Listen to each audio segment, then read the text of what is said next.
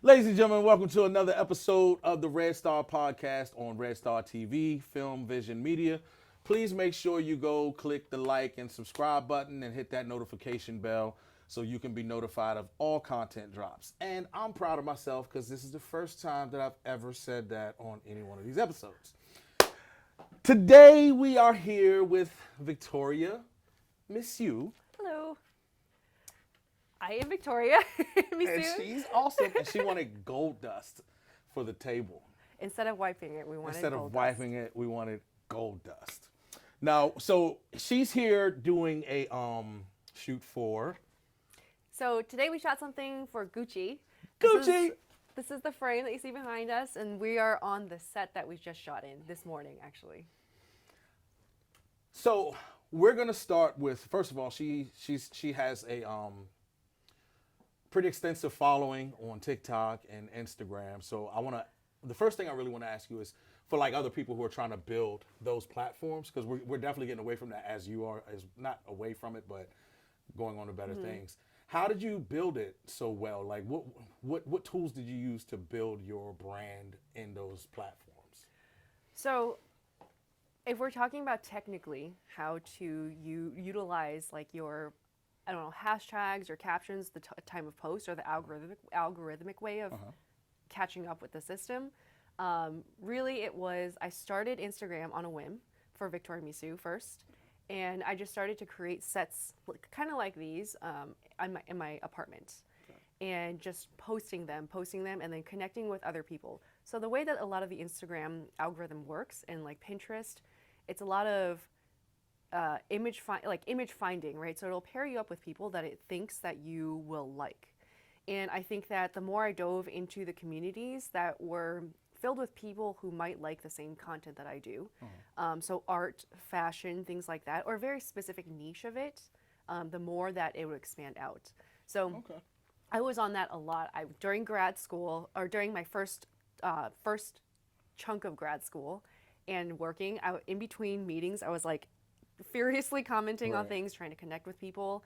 And then I ported that over to TikTok. And I think that because I had built an audience on Instagram, that kind of naturally flowed over. Okay, so, and I apologize for jumping the gun so much, just trying to help out the other artists out there. That's all, breaking the fourth wall real quick. But how did you get started with Victoria Misu? So when I was in college, I had pursued modeling for a little bit, and I'm very way out of college right now. But I appreciated all the opportunities that I had. I loved being able to experiment in front of the camera. And it was a world that was so different from the academia world or the technology world that I was in. But then I think that at some point, I wanted to take more control over my image, because I feel like a lot of people projected what they thought of, not just me, Victoria Misu, but me as like a young Asian woman, not Asian American, but something that they had stereotyped, maybe from what people usually pull from China, right? Which is, I understand, their stereotypes exist and all, but I think that going in and playing the same roles over and over again, even though I loved everyone's creative agency that they took, I feel like there was a part of me missing. And I understand that that's the job of the model, right? But I felt like there was more of a story that I wanted to tell, not just from my own experience, but from things that I was thinking of, from math, like the math textbooks that I was reading and things like that, or not reading, that I was you're reading them, but you're trying to figure out equations. And I get it. I understand, because those, like, math is a language. So like when you're sitting down, you're working out a math problem, you're trying to figure out, like, how does this apply to everyday life? Like, I have a lot of people that aren't, I'm not gonna say they aren't that bright, but they're like, I don't know why they told us algebra. Algebra, you use algebra in every single day. You take everything that you know to figure out the shit that you don't know. That's algebra. I think us being here is algebraic, because it's based upon the fact that there's a camera that operates off of all of that, right? Yes. Yeah. Yes, exactly. But I think that's a failure probably of this education, is that they haven't taught people how to bridge that gap of application with math, maybe. But I'm not blaming you completely on that. Yes. No. You're right. You're 100% right. That is a failure, because I think a lot of times education, they just say this is this, this is this, this is this, but they don't explain the why. So it's more like a program. Like you hit W on a computer, it types W, but you don't know why it does that. So these systems work because they tell us that they work. Yes. Type of deal. So no, you're right. You're right. Yeah. That's definitely rooted in the educational. That reminds me of explainable AI, where you want to be able to know not necessarily what's under the hood, but you kind of want to know what the AI companion is thinking of.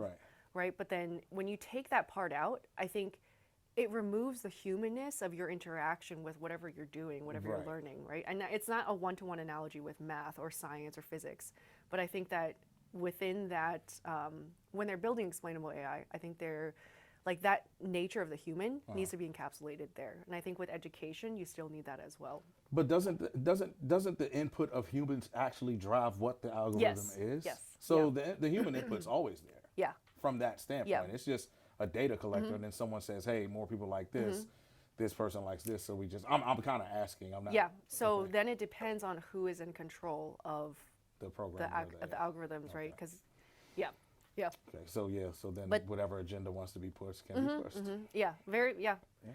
But that's how. So. Sorry, what was the question that we're talking about? Well, actually, it goes back to what we were saying before, though. Really yes, sorry. like you have a brilliant mind, and you have every right to show the world that you have a brilliant mind. That's dope. I like that.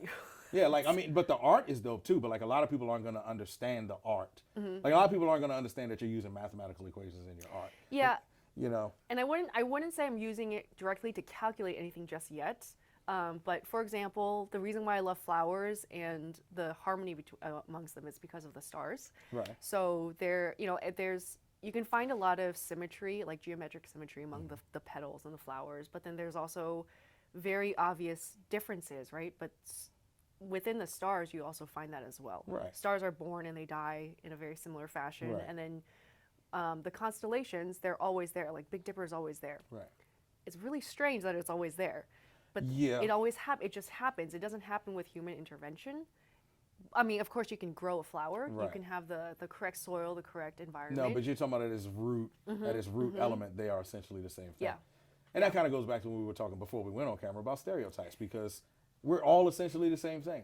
You know what I mean? You don't have to look at me because I look a certain way and say this is what you are. Like, no, sit down and have a conversation with me to find out who I am. Your brain. Yeah. Because I have one of those. And your upbringing and everything else. Yeah. So many things go into it. It's not nature. And what's your view on the whole nature and nurture thing?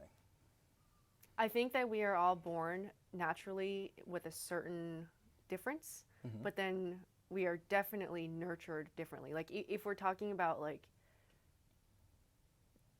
there's so many different factors, of course, right? Right. We were talking about this earlier. There's the economic factor. There's the everyone around you factor. People can there's like lotus flowers can either grow from the mud or other flowers might sink into it. There's also, I don't know, chemical factors that are around us. That changes our hormonal balance and all that. And so many things happen. Like, cause I've never liked the saying nature versus nurture. It's always nature in conjunction with nurture because, and I was adopted as a baby. So it's like, and I know my biological parents as well. So it's like a lot of shit is like, I'm just like you. But a lot of stuff is like, no, I would never do that simply because of how I was raised by, in my adopted family. So it's I look at it like nature in conjunction with nurture. But I just wanted to throw that in there. That's a good way to put it. It's not nature versus nurture. Yeah. Everything's in conjunction with each other. I think if we're looking at something not as complex as a human being, we could talk about nature versus nurture. But I think we are an entire ecosystem of humans. Yes. Yeah. And we're wired. Like we get programmed very, very early. Imprinted before we know. Yeah. You can have things happen to you in between the ages of 0 and 2 and 3, and you have issues with it your whole life and never even know that it happened to you. You're neurologically wired to be that way. So, yeah, it's just a program, just like the Matrix. Yeah. As you use your social media though, as an outlet to like say something about yourself in that sense, like, show me where it's worked and where it's actually backfired. So I think that it's worked in that I could separate it from a life that I had built for a really long time. So I did all the school stuff, you know, I worked my entire life, and I tried out modeling for a little bit, but for more than a little bit, you know, by the time I started Victoria Misu, the brand. And I think that it worked because I was free to do something, and if it failed, it was fine, you know, but then it happened to catch on because I think that I do think I was introducing a new way of portraying art. So one of the things that I did earlier on was I took the girl with a pearl earring painting, and then I extended my arm beyond the frame to pick up a pearl earring. So I made it the girl who found her pearl earring. So I do a lot of things like that, perhaps not always in the moving medium, more so in the photographic medium, right? Or I would transition scenes out of the mirror or things like that. So that's not new, right? But I think that maybe it was a fresh eye to the stage. Most definitely. Most definitely. And then I think where it has gone, not sideways, but where I am trying to figure out how to bridge the gap is transitioning from being seen as like Victoria, just the influencer, which I don't think is a bad thing, but I think that a lot of companies might pigeonhole you already before they're ready to even know what you're about. And I know a lot of that is on self-marketing. Right. Yeah, but I think that that's probably the biggest part is how do I establish myself as a director, which I have been. I have directed music videos, commercials, fashion films, and things like that. Right. But how do I continue to grow in that area? Just keep doing it, and just like you've already got to, like for me, I think it's dope. Like when I looked at your page, it's like, yo, this is so classy. It's so like, you know what I'm saying? You can just use your own sets and create scenes, and just start doing small scenes and say, hey, I do this as well, along with the art. Well, who did the art? I like to put in reveals so that the audience is carried with you throughout the whole. Yeah. Okay. And you kind of just answered my next question. My next question was, how do you exert control over that? So, and you just answered that. So let's talk about what you're doing right now, though. So like now we're away from the social media influence, using it as a platform to get into the other stuff. What's the hardest part about moving into this new territory as a director? Yeah. So I don't know if I'm going to move off of the platforms necessarily, but I like what you said about moving into a different direction, maybe carrying it into a different direction, right? So I think a lot of what I was doing prior, and if I were to break it down into like strategic type of growth, it was a lot about numbers, which is important. I'm not denying that numbers are not important, because that's how, you know, you get, the more numbers you have, obviously that means that people saw you, right? I think that I want to start doing more, just even without anyone asking me to. I'm just going to start directing more and dedicating more time to it. I have some short films that I have in mind that I wrote up, and it's my first script ever. So I'm excited to see how that plays out, and do more like spec commercials, like literally just do the thing that I want to be hired for. Because I think, find actors, find more people, try different types of mediums. You know, I think I think that I have been comfortable on certain platforms, and I think that it's time to step out of that comfort zone. Yes, because I think because my interest has shifted, and what I'm seeing on there, it has shifted also. Okay. Well, I've never acted before, but if you want to give me a shot at a script, I'll give it a shot. You know, I'll give it a shot. Can't hurt. You know, sometimes it's not just people who've been trained in acting. Right. It's people who can portray an emotion or yeah, I can definitely do that. Specific one. I'm a complete emotional wreck. Trust me. What kind of stories do you want to tell, actually, though? Like, so, I think right now, I want to talk about the human existence. I know everyone says that. Oh no, they don't. Oh, they don't. Trust me, they don't. They don't care about the human existence. What portion of the human existence do you want to talk about? So I think I want to talk about the emotions that we might all feel in a very beautiful way, not because I want to romanticize it, but because I want to make it into a moment where you're like, it's kind of like you have taffy in your hands, right? I know where you're going. Go ahead. And you're like slowly stretching it across, and you're seeing all of those strands almost separate, right? Until you can see right through it. Right. But that stretching process takes time, and it's you know. Growth. Yes. It's like being able to see beauty and tragedy and learn. Yeah, Yeah. That's ill. That's so ill. the first script that Levi has read, it's about grief and loss, but told in a way where it's almost like a romance story. But then at the end, I want people to gasp, not audibly, but be like in their minds, kind of gasp through it. Yeah. Right. That's pretty deep. So, and you can't. It's weird because you can't get there. You can't get to that mindset until you've stretched that taffy out, though. Like, because grief and loss. Like I lost my mom last year, and it's like. Yeah, I'm sorry to hear that. That is hard. Yeah. Man, you telling me? You think I thought I suffered before? It's like it's not even. It's nothing compares to it thus far. And it's like everything else just seems so minuscule. You know what I mean? So it's like I'm in the middle of that taffy being stretched out to where, and I don't know if I don't know if it'll ever break. I don't know if I'll ever see that. I don't think I'll ever see a beautiful lesson in that. Through, right. You know what I mean? Like, and that's part of the human existence, right? Is that, so like, I know I said I want to make it look beautiful, but it's not because I'm trying to minimize it. That's what I was saying. Like, it's because it's always going to hurt, but you got to be able to push on and get through it and see the good things in it. And I want people to see it. I want people to see the story behind it, and how, like, so I will say, like, why I wrote it. It was based on, it wasn't supposed to be a romance at first. It was based on my grandma, right? But then I think in a lot of logistics, it's probably easier to have a romance, but also because people lose their spouses or people lose something like that. So, but yeah, I agree. It's you know, it's not, you don't have to see through the taffy or the right. Like sometimes it's not meant to be seen through. Or the it's taffeta. Just but you still got to grow and you still got to stretch. And like I remember when I got back from this is just an off topic a little bit. It's weird because it's just like I feel like I can actually talk with you. I remember when I got back, I was, dealing with a lot of the things that I'd seen, and, I'm searching for God, I'm searching for Afghanistan, I'm searching for answers, I'm searching for where was this and where was that.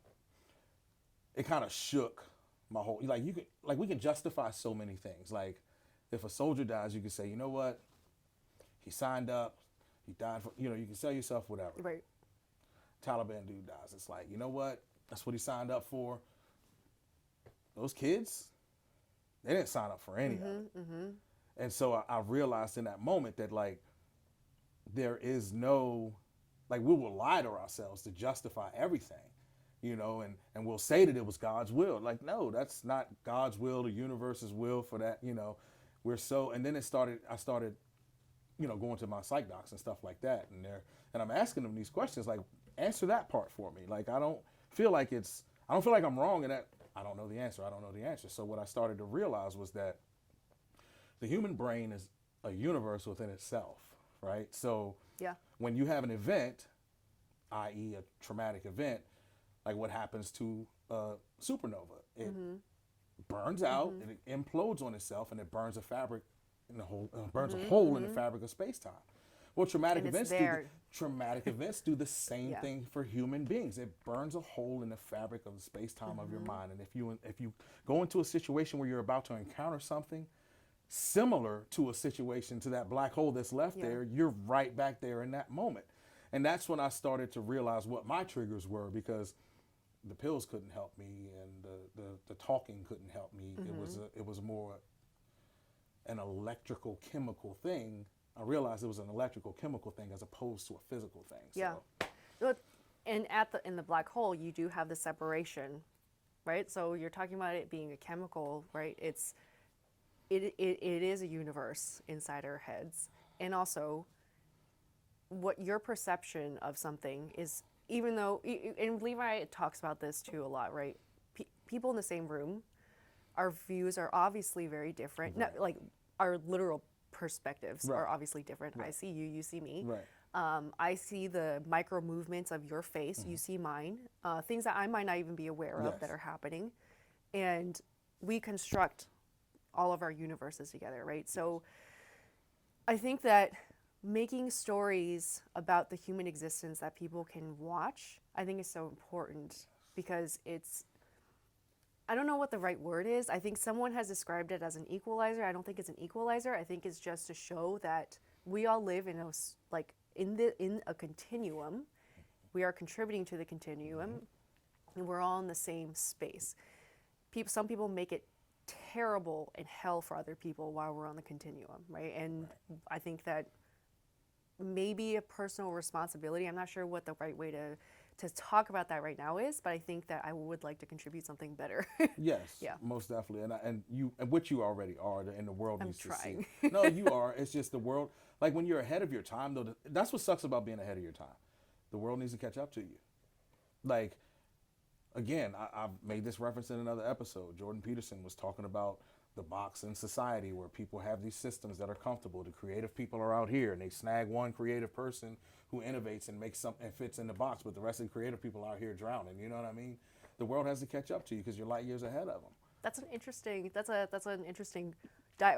table diagram. That's what he. I'm not taking credit for it. That's exactly what he did. It's a I guess free promo for Jordan Peterson, the psychology of creativity. To look it up on YouTube. I don't know if that's gonna get canceled out, but yeah, it's because I'm a creative person, and it just talks about how it's hard for creative people to find a niche in life that they can monetize themselves off of, you know, because creative artists aren't appreciated. Artists and philosophers and great minds aren't appreciated like they were in ancient times. They're just not. They're not held with such high regard as they were. I think even the old philosophers, I think that they probably weren't truly appreciated till much later after they've died, because their impact is like, our lives are all about history, right? We sometimes you plant a seed in someone and they don't really want to listen until much later, or until something's happened, or until that person's passed away, right? Yep. That's why the wisdom of the elders is so important. Yes. Yeah. But that's a good comparison.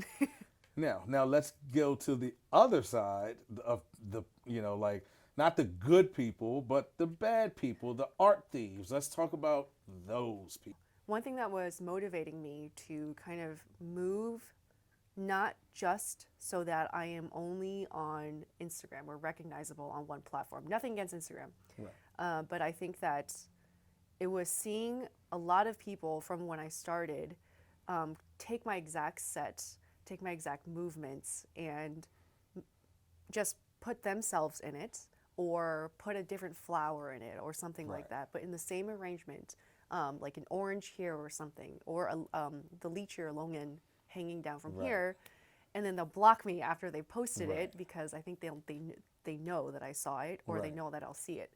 Big brands have done this before too. And then they'll reach out to me later and ask if they can send me free product so that I can post it on my Instagram for no payment. And then send me some money. Send me some money. Yeah. So I think it's the integrity that people lack so much. Brands, and the creativity. Yeah. They lack the creativity as well. Yeah. That's why they're stealing your ideas. That's why they steal ideas from people, because they don't have it within them. Yeah. And I always say inspiration is wonderful, right? And whenever I pull inspiration, let's say from, again, the girl with the pearl earring or Mona Lisa, or anything, I will name exactly what that was. Right, because you're paying homage to it. Out of respect. Paying homage to them. And then I think that Dali is something that we're coming up, or Salvador Dali is something that we've pulled inspiration from very recently, something that hasn't come out yet, that Levi was shooting that one too. But I think that there's a lack of willingness to be like, I was inspired by this person, or I was inspired by this other person, especially if that person's still alive. Right. Because then you see them as a competitor. Right. But it just dehumanizes people. Yeah. And I think that is part of the problem of these massively wide social networks. Mm-hmm. I mean, it's not the social network's fault. It's it's humanity. Yeah. Right. Yeah. And I get it. Everyone wants to be known for something, but I just think more integrity would be great amongst. Most definitely. Most definitely. In the Army, the definition of integrity is doing the right thing when no one's looking. I like that. It's a really That's good beautiful. definition. You know what I'm saying? Doing the right thing when no one is looking. Mm-hmm, so yeah, like, and stealing from people is never good. Yeah. Yeah. It's just not good, and I don't know how I don't know if it's always, I guess it's always been that way though. Mm-hmm. Like, I guess there's been resentment and disdain towards each other, and jealousy and envy since the beginning of time. I don't understand It's it. probably human survival too. If people have to survive in groups or something. But it's so unnecessary. Yeah. If we all were in the mindset of, I provide this for our community, you provide that for our community, like there's no need for jealousy and envy. But instead, I'd rather just provide this for myself and come take what you have and then provide that for myself. It's just. Yeah. And I'm also not saying that when a lot of people will build, like put frames and or do something in a mirror and they'll tag me or something and they'll send it to me. I love that. I think that's beautiful. I love that. Exactly. I love seeing what they're doing, right? I think it's when the big brands do shot for shot sometimes very exactly what I'm doing, and then they'll reach out to me and ask and send me want to send me free stuff or free promos on their site and be like, oh, we always loved your work and I love the inspiration from your work. And I was like, why didn't you just hire me to do it? Okay, I think that's what's annoying. So you'll do like a bunch of scenes, right, to bring one concept out, right? Start copywriting it before you do it, before you even put it up. I haven't even looked into that. I didn't know you could do that. Yeah, I'm pretty sure there has to be some kind of way to where like you can copyright your idea the same way you can write out what your idea is and go to the Library of Congress. If you have like a sequence or an algorithm. And say this is going to be done in art form, and you can send a picture into the Library of Congress, and then that way you'll have it. And then when they steal it, you take it. You know what I'm saying? I didn't even know you could do that. I mean, same thing with music. Oh, you know, true. You know what I'm saying? Like, that's right. It's art. Look into that and handle that, because that's not right. And like, that's why, again, Jordan Peterson. But that's why so many creative people are left on the outside, because people inside the box keep stealing from them too. The people with money and the people with influence and power of the big brands. Yeah. And they don't care, because you're just one person that they're stealing from. They got a team of thieves looking for great content or looking for great art or great music or the next great idea, you know, and it's not right. Yeah. It's not right. And then what are we supposed to do? Die in a gutter somewhere? Seriously, like that's give what the ideas away and you know. So I think that's what's driving a lot of. We talked about this prior to the interview. The clones of people is the need for the recognition of those big brands and things like that, right? I've met so many amazing creators on Instagram. A lot of I can think of so many right now, but they've had wonderful opportunities from Instagram, and they are doing their whole lives changed, and I'm really proud of them. Again, it comes down to when brands steal things from creators. Right. There is a there's several clothing companies that do this, right? I guess people call them fast fashion is, and they have really bad practices. And it just some of them just came out with how little they pay their workers and how they work way more hours than humanly should be possible, but they steal the designs, like dress designs and everything of small designers, and they'll sell it for like $20 or $10. Right. And then they take all the glory, and then that designer's like, oh, that's actually mine. Right. You know? So and then they can't prove it. Or the court says, even if you can prove it, say I had this posted here, well, you don't have the paperwork to back it. Yeah. And they got the long money, so they can fight for 2 years, 3, 4, 5 years over the same thing. Yeah, it's not right, man. Yeah. It's not right. So, well, that's awesome that you are doing everything you can to fight for the smaller creative people, you know, against those. I have emailed the companies before. Oh yeah, most definitely. You know, and most definitely. But nothing comes from it, because I think that they will try to send their legal team to, or something, right? Or they'll be like, we started we started drafting this so long ago, but I was like, but it's shot for shot exactly what I was doing. Right. So, and why did you block me is another thing. Right. Yeah. So just look into the whole patent copyright thing and see if you can do it. I think it's something that should be able to be done. If you can copyright music, you should be able to copyright your idea and say, hey, this is going to be a visual art thing, da-da-da-da. And then next time they steal it, hey, look, this is exactly what it is. And you come to them with your own lawyer. Yeah. You know what I'm saying? Yeah, that's a good point. I hadn't even thought of that. I didn't know you could pursue. I mean, you should be able to copyright art. It's art. Yeah. You know. So what do you have in the works now, like as far as like your current projects, or do you not feel comfortable talking about the current projects because people steal? So I think it's okay, because this interview is going to be released after this project comes out.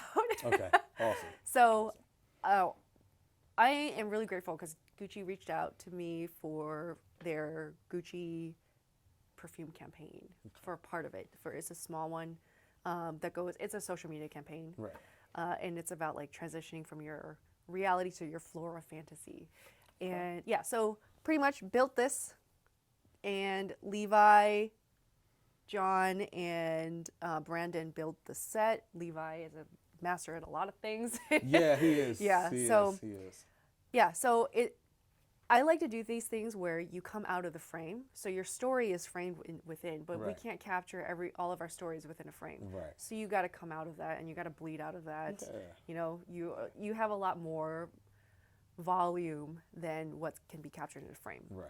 But then we also wanted to keep it kind of simple because I don't want it overcrowding it. So I wanted this to be the fantastical realm that you're going to enter into.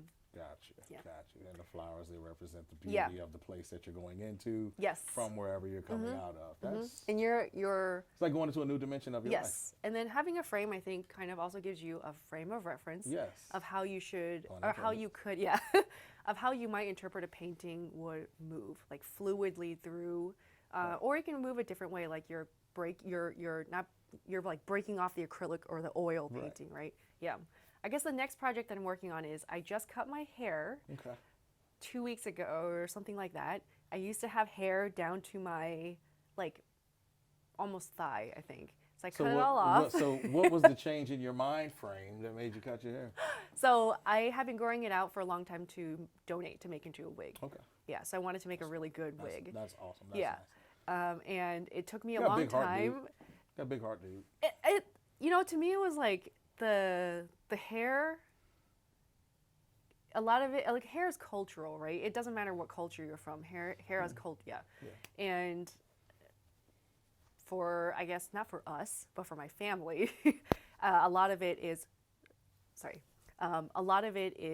like longevity, or it just represents a certain type of look, like a femininity, right? So I think that me cutting it off, it's been able to give me a different frame of mind, frame of reference into exploring femininity within my art in a different space. Okay. All right. Yeah. Cool. So I have to pose very differently and all.